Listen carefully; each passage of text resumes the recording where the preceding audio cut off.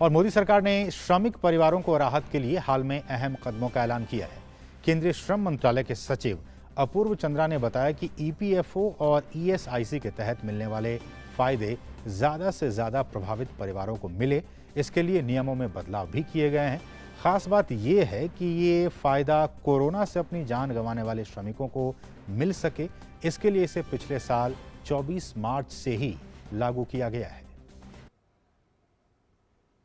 क्या बदलाव हुए हैं जो ऐलान किए गए हैं उससे, मतलब कैसे इससे ज़्यादा फायदा मिल सकेगा प्रभावित परिवारों को? एम्प्लॉय स्टेट इंश्योरेंस कॉरपोरेशन में लगभग 3.5 करोड़ वर्कर्स आज उसमें शामिल हैं। अगर सपोज किसी का किसी की मृत्यु हो जाती है कोरोना के नाम से, और पिछले वर्ष से, ये हम आज से नहीं, पिछले 1 वर्ष से, अगर मार्च 2020 के बाद से कभी भी किसी की मृत्यु कोरोना के उसमें हुई हो, तो उसको, उसके परिवार को 90% जो उसकी इनकम थी, वो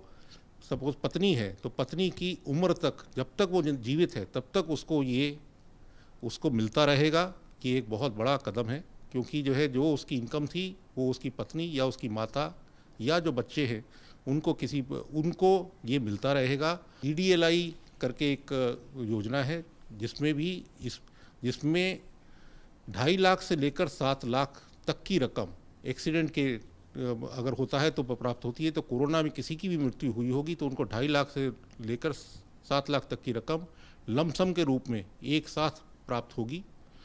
और ये हमारे प्रोविडेंट फंड के मार्फत उनको फ़ौरन प्राप्त होगी। अब इसमें जो ज़्यादा बदल यही है, क्योंकि पहले कोरोना इसमें शामिल नहीं था और कोरोना के ऊपर ये पेंशन जो मैंने कही ईएसआईसी की, ये नहीं प्राप्त होती थी। अब हमने ये नई योजना बनाई है और सबको प्राप्त होगी। साथ ही हमने इसमें एक और नया प्रावधान ये किया है कि कई बार ऐसा होता है, जो आप लोगों ने देखा होगा, कि कोरोना होने के बाद 1 महीने बाद तक भी मृत्यु हो जाती है, और ये बहुत दिक्कत देखने को मिल रही है तमाम जगहों पर। राज्य सरकार में भी जो डाटा आ रहा है कि पोस्ट कोविड जो मौतें हो रही हैं निगेटिव होने के बाद, ऐसे कर्मचारियों के परिवारों को भी कुछ मिल पाए, मजदूरों को, उसके लिए भी पहल की गई। हाँ, तो जो मैंने आपसे कहा कि क्योंकि 1 महीने बाद का हमने समय रखा है कि कोरोना नेगेटिव होने के बाद भी अगर उसको 1 महीने के अंदर अगर उसकी मृत्यु हुई, तो वो अगर अपने कागज़ उसके जो फैमिली वाले या जो भी डिपेंडेंट है वो बाद में कागज़ लाते हैं, तो उसकी छानबीन करके हम उस केस में भी ये 90% उनको देने को तैयार हैं। ये एक हमने पहली बार इस तरह का प्रावधान रखा है, और ये मेरे ख्याल से एक बहुत महत्वपूर्ण एक निर्णय है, क्योंकि कोरोना के उसमें जैसा आपने कहा कि देखा गया है कि मृत्यु कोरोना के बाद भी कई लोगों की बाद में हो जाती है। ब्लैक फंगस वगैरह के नाम पे भी आजकल मृत्यु होने की आशंका है। तो इस तरह की चीज़ को भी ध्यान में रखते हुए हमने ये कदम उठाया है। और साथ ही इसके अंदर क्योंकि बच्चे अगर सपोज अगर माता नहीं है, उनका पहले ही निधन हो चुका है, तो बच्चों को भी, जैसे लड़का है तो उसको 25 साल की उम्र तक, लड़की है तो उसको उसकी शादी होने तक उनको भी पेंशन प्राप्त इसके अंदर हो सकती है। पेंशन होगी माता जी को या फिर पत्नी को, या फिर अगर पत्नी नहीं है तो बेटों को, तो इसका कोई एक तरह से देखें तो अलग अलग पेंशन की राशि होगी, या फिर एक राशि चाहे अगर माता जी को दी जाए या बेटे को दी? नहीं, राशि तो एक ही होगी, पर वो फिर अगर दोनों में आपस में कुछ वो है तो उनमें आपस में डिस्ट्रीब्यूट कर दी जाएगी, किसी को कुछ अमाउंट, किसी को कुछ अमाउंट। इसका हमारा पहले से ही हमारी योजना बनी हुई है, कैसे दिया जाता है एक्सीडेंट के केस में, उसी तरह से इसका भी लागू किया जाएगा।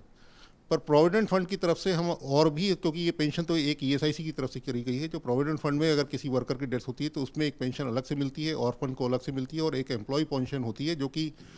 3,000 रुपये तक की पेंशन होती है, वो एक अलग से दी जाएगी। वो एक प्रोविडेंट फंड की तरफ से एक पेंशन अलग मिलेगी, ये पेंशन एक अलग मिलेगी। तो ये 2 किस्म की पेंशन होंगी। एक मुश्त ये 2.5 लाख से 7 लाख रुपये तक की रकम होगी, और साथ ही ग्रेच्युटी, जो ग्रेच्युटी होती है, क्योंकि वैसे हमारा ग्रेच्युटी का नियम ये है कि 5 साल लोगों को मिनिमम काम करना चाहिए, पर इस पर्टिकुलर केस पे क्योंकि किसी की डेथ होती है तो उसमें वो 5 साल की जो मिनिमम कालावधि होती है वो ख़त्म कर दी जाती है, और अगर किसी की मृत्यु होती है तो वो ग्रेच्युटी का भी हकदार हो जाता है।